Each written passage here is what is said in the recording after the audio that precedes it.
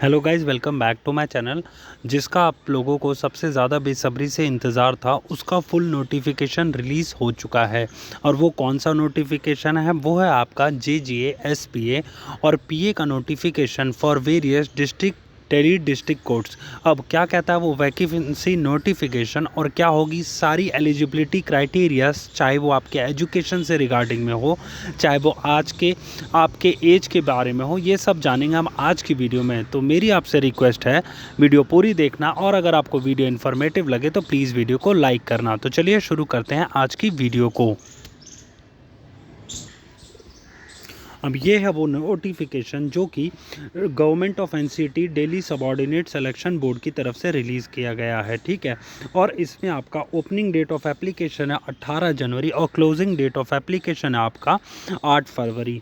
अब उसमें हम जान लेते हैं कितनी नंबर ऑफ वैकेंसीज़ हैं हर एक कैटेगरी में। अब देखिए, सीनियर पर्सनल असिस्टेंट में टोटल 41 वैकेंसीज़ हैं, पर्सनल असिस्टेंट में आपकी 367 वैकेंसीज़ हैं, personal assistant for family courts आपकी 16 वैकेंसी हैं, और वहीं जेजे की आपकी 546 वैकेंसीज़ हैं, और वहीं फैमिली कोर्ट्स के जेजे में आपकी 20 वैकेंसीज़ हैं।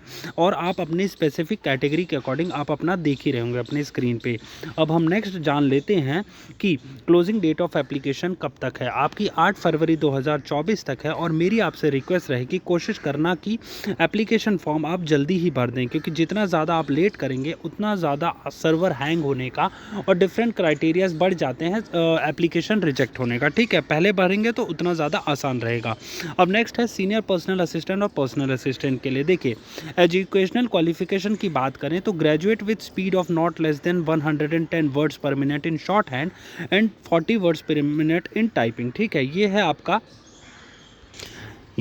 सीनियर पर्सनल असिस्टेंट के लिए क्राइटेरिया। ग्रेजुएट होना चाहिए और 110 वर्ड्स पर मिनट की कम से कम आपकी शॉर्ट हैंड होनी चाहिए, टाइपिंग 40 वर्ड्स पर मिनट होनी चाहिए, और वहीं एज लिमिट आपकी 18 से 27 साल है। नेक्स्ट है आपका डिस्ट्रिक्ट एंड सेशन कोर्ट्स में पर्सनल असिस्टेंट की वैकेंसी। इसमें आपका शॉर्ट हैंड 100 होनी चाहिए और टाइपिंग स्पीड आपकी 40 होनी चाहिए। एज लिमिट आपकी 18 से 27 साल होनी चाहिए। नेक्स्ट आपका personal assistant for various family courts, आपका 40 वर्ड पर मिनट कंप्यूटर की नॉलेज और 100 वर्ड्स पर मिनट होनी चाहिए, ठीक है। ये चीज़ हो गई। अब सबसे ज़्यादा जो लोग पूछ रहे हैं जेजे के लिए आपका ग्रेजुएट होना चाहिए और 40 वर्ड्स पर मिनट टाइपिंग की स्पीड होनी चाहिए। आई रिपीट 40 वर्ड पर मिनट, ठीक है गाइस। और अपनी वैकेंसीज आप अपनी कैटेगरी वाइज देख ही रहे होंगे, जिसमें हमारे एक्स सर्विसमैन भाइयों की 54 है, यूआर की 222, ओबीसी की 138, एससी की 72, एसटी की 60, ईडब्ल्यूएस की 54 हो गई, ठीक है। ये आपकी टोटल हो गई वैकेंसी। और नेक्स्ट अगर हम बात करें फॉर वेरियस फैमिली कोर्ट्स की, आपकी 40 वर्ड्स पर मिनट है टाइपिंग की स्पीड, और ग्रेजुएशन की है आपकी एजुकेशनल क्वालिफिकेशन की रिक्वायरमेंट। तो ये तो बात होगी आपकी, और लेवल 5 की पोस्ट है, ठीक है।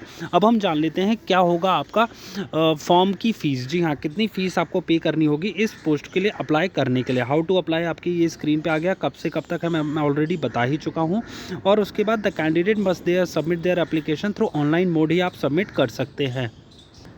अब ये है आपका application fees and mode of payment, आपका 100 रुपीज़ है, ठीक है। 100 रुपीज़ है, और लेकिन उसके बाद भी कुछ कंडीशंस हैं। अगर आप वुमेन कैंडिडेट हैं और कैंडिडेट बिलोंग करते हैं SC, ST, PWD and ex serviceman के, तो आपको उसका भी फ़ीस नहीं देनी, मतलब आपकी 0 रुपये फ़ीस होगी।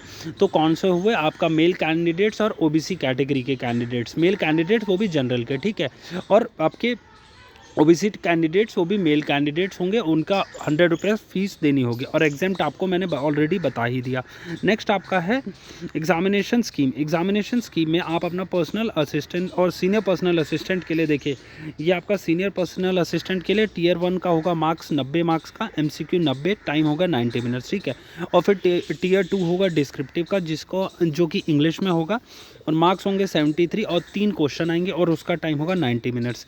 फिर नेक्स्ट आपका टियर 3 होगा एसपीए में, फिर उसके बाद शॉर्ट हैंड 110 वर्ड्स पर मिनट है, और नेक्स्ट टाइपिंग टेस्ट आपकी 40 होगी। इंटरव्यू के आपके 10 होंगे to be conducted and final merit list to be prepared by district court itself, ठीक है।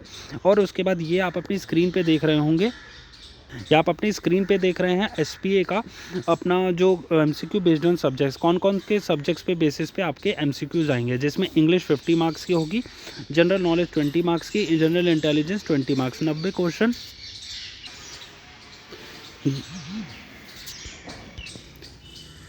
ये है गाइज आपका एसपीए का जो मार्किंग स्कीम और उसके बाद स्कीम ऑफ एग्जामिनेशन, जिसमें 90 मार्क्स का आपका प्रीलिम्स का हुआ, ठीक है। अब उसके बाद आपका डिस्क्रिप्टिव जो है ऐसे 250 वर्ड्स का 30 मार्क्स का होगा, ग्रामर आपकी 25 की और ट्रांसलेशन भी आएगी आपकी 20 मार्क्स की। स्किल टेस्ट के बारे में मैं बता ही चुका हूँ, 550 वर्ड्स आपको 5 मिनट के अंदर डिक्टेट किए जाएंगे और 40 minutes duration to transcribe the dictated passage on computer. ये होगी clear, no extra time will be clear. और उसके बाद परमिसेबल जो मिस्टेक्स अलाउड है वो 4% है, दैट इज़ 22, ठीक है। Each candidate will be given opportunity to appear in 2 shorthand dictation in transcription test and best of the 2 will be considered and taken into consider. मतलब क्या, आपको 2 में बैठने का मौका दिया जाएगा और उनमें से बेस्ट का आपको कोई एक बेस्ट चूज़ किया जाएगा जो आपका बेस्ट होगा। पीए का आप अपनी स्क्रीन पे देख ही रहे होंगे। और उसके बाद नेक्स्ट अगर हम बात करें आपके जेजे की अगर मैं बात करूं तो देखिए टीयर 1 आपका 120 मार्क्स का होगा, जिसमें एमसीक्यू 120 मार्क्स, एमसीक्यू 120 होंगे, टाइम आपका 120 मिनट होगा। फिर इसके बाद टीयर 2 होगा, जो लोग टीयर 1 क्वालिफाई कर लेंगे, मार्क्स 100, 3 क्वेश्चन आएंगे वही और टाइम आपका 120 मिनट होगा। टीयर 3 के लिए आपका स्किल टेस्ट होगा 40 मिनट का, इंटरव्यू आपका 15 मार्क्स का होगा, ठीक है। ये सब तो हो गए टीयर 1, टीयर 2, टीयर 3, मतलब टोटल 4 टीयर्स होंगे।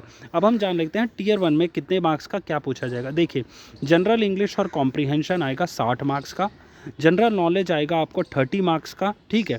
और उसके बाद जनरल इंटेलिजेंस आपका 30 मार्क्स का आएगा। ये चीज़ हो गई एमसीक्यू आपके कि टोटल 120 एमसीक्यूज 120 मार्क्स। नेक्स्ट आपका अगर आपका डिस्क्रिप्टिव की बात करें, 50 मार्क्स का डिस्क्रिप्टिव 50 मार्क्स का डिस्क्रिप्टिव में एस्से आएगा जो कि 300 वर्ड का लिखना होगा। ग्रामर आपकी 30 मार्क्स की होगा, ट्रांसलेशन आपके 20 मार्क्स का होगा, जिसमें 25 वर्ड्स आपको ट्रांसलेट करने होंगे विद इधर इन हिंदी और इंग्लिश या फिर इंग्लिश टू हिंदी, ठीक है। ये बात हो गई। और minimum qualifying marks for tier 1 and tier 2 इस जनरल कैटेगरी के 50% और उसके बाद रिजर्व कैटेगरी का 45%। नेक्स्ट है आपका टीयर 3 जो कि स्किल टेस्ट वो क्वालिफाइंग नेचर का होगा। और उसके बाद जो लोग टीयर 3 स्किल टेस्ट क्वालिफाई कर लेंगे उनको टीयर 4 के लिए बुलाया जाएगा।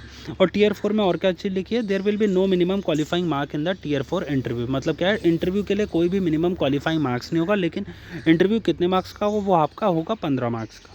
नेक्स्ट है आपका each MCQ will carry 1 mark and negative marking of 1.25 mark for each wrong. The question will be in English only. मतलब क्या, आपके सिर्फ इंग्लिश में ही क्वेश्चंस पूछे जाएंगे, हिंदी में क्वेश्चन नहीं पूछे जाएंगे, ठीक है। नेक्स्ट आपका है DSSB shall be responsible for conducting tier 1, tier 2 and tier 3 and shall forward the list of shortlisted candidates to district court 30,000 daily for conducting tier 4। मतलब क्या है, जो इंटरव्यू जो है ना वो डिस्ट्रिक्ट कोर्ट कंडक्ट करवाएगी, लेकिन टीयर 1, टीयर 2, टीयर 3 आपका जो है वो आपकी DSSB जो कि सिलेक्शन बोर्ड है इस बार कंडक्ट करवाएगी, ठीक है। नेक्स्ट है the final merit list shall be prepared by the district court 30,000 on the basis of marks obtain in the descriptive test and interview, ठीक है। ये बात होगी क्लियर। जो फाइनल मेरिट लिस्ट है वो आपकी बेसिस ऑफ मार्क्स ऑब्टेन किस पे, डिस्क्रिप्टिव टेस्ट और इंटरव्यू पे की जाएगी। अब ये वाली लाइन मैं वापस से रिपीट कर देता हूँ, जो फाइनल मेरिट लिस्ट है वो आपकी मार्क्स ऑब्टेन डिस्क्रिप्टिव और इंटरव्यू पे की जाएगी। टीयर 1 के मार्क्स आपके फाइनल मेरिट लिस्ट में नहीं जुड़ेंगे, ये बात होगी क्लियर। और उसके बाद जो अब कई लोग ये पूछ रहे हैं कि सर ऑनलाइन होगा ऑफलाइन होगा, तो देखिए इसमें एक जगह लाइन लिखी हुई है, marks scored by the candidate in computer based examination. होगी क्लियर आपको, ऑनलाइन होगा पेपर, वही जो आपका OMR शीट वाला नहीं होगा, आपके स्क्रीन पे कंप्यूटर स्क्रीन पे जैसे पेपर होता है ना वैसे होगा, ठीक है। और उसके बाद आपका नेक्स्ट आपको मैंने बता दिया है सब कुछ इसके अकॉर्डिंग। और अगर फिर भी आपको कोई डाउट आता है इस एग्ज़ाम के रिगार्ड में, आप मुझसे पूछ लेना कमेंट बॉक्स में, मैं आपका आंसर देने की ज़रूर कोशिश करूँगा। लेकिन इसके अलावा भी अगर आपका कोई ऐसा ये चीज़ है, देखिए एज रिलैक्सेशन आप एक और बार देख लीजिए। एज रिलैक्सेशन SC ST की 5 साल है, OBC की 3 साल है, PWD UR की 10 साल, PWD SC 15 और सो एन एंड सो फॉर्थ। ये चीज़ हो गई क्लियर। इंपॉर्टेंट इंस्ट्रक्शंस कुछ दी गई हैं। और उसके बाद नेक्स्ट अगर जनरल कैंडिडेट के लिए वो कुछ इंस्ट्रक्शंस हैं, ये मिसकंडक्ट के लिए है आपका।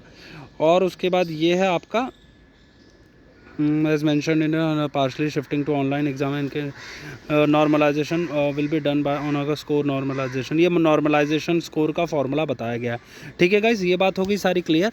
और इस एग्ज़ाम के रिगार्डिंग जो इंपॉर्टेंट लाइंस थी या फिर क्या क्या था एलिजिबिलिटी क्राइटेरिया, ये सब मैंने आपसे डिस्कस कर दिया। अगर फिर भी आपका कोई और डाउट आता है तो प्लीज़ कमेंट बॉक्स में पूछना, मैं आपकी क्वेरी रिजॉल्व करने की पूरी कोशिश करूँगा। अगर आपको मेरे द्वारा दी गई जानकारी पसंद आई हो तो प्लीज़ इस वीडियो को लाइक करना और चैनल को सब्सक्राइब जरूर कर लेना, क्योंकि नेक्स्ट वीडियो में मैं आपको बताऊंगा कि junior judicial assistant Delhi district courts का क्या प्रमोशनल एस्पेक्ट है, किस पोस्ट तक आप अचीव कर पाएंगे अगर हम इसमें एसजेजे ज्वाइन करते हैं। तो ये था आज का मेरी तरफ से video. Thank you for watching.